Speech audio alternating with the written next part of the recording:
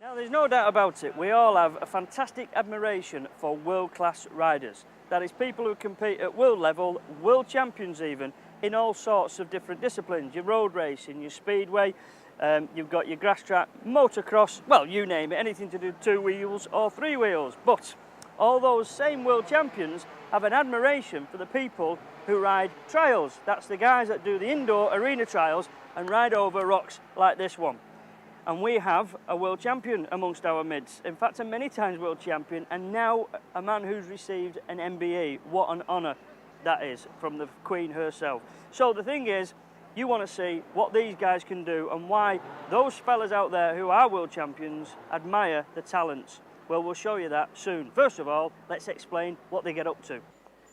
There's going to be 7 riders from various different parts of the world. In actual fact, we've got 4 riders from Spain, 1 guy who's come all the way from Japan, and we've got 2 lads from the UK in the way of Steve Colley and Dougie Lampkin.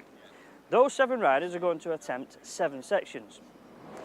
Let me explain a little further about the points and the way they score things. It's not particularly difficult. They have an observer on every section. What the guy does is he watches their every move. If they make a mistake, and that's in the way of perhaps putting their foot down or falling off the section, unfortunately they lose marks.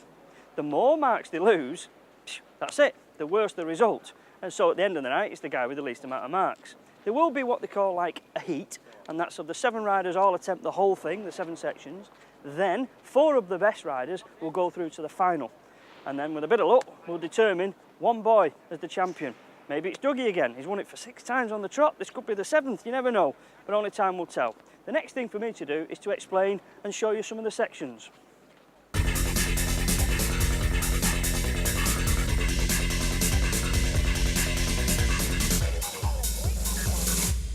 So it would be rather sensible, wouldn't it, to start at section number 1. Right then, step back a bit while I explain what goes on. First of all, the rider comes into here and he just pops up as if onto here.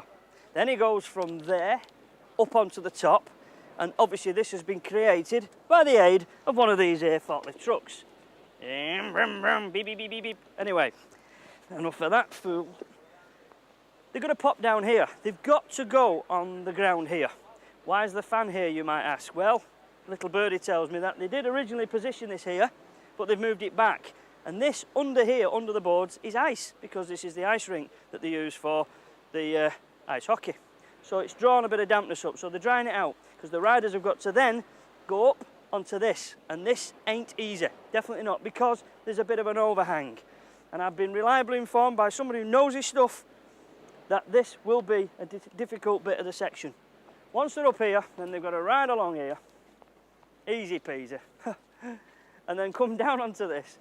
Difficulty being obviously a bit of grape, and also they've got to get themselves over there, sort themselves out to jump from there onto this huge cotton reel here, and then off. Oh, it's not particularly difficult. In fact, it's a pity that I haven't got a bike with me, otherwise I would obviously, you know, have a go. Not.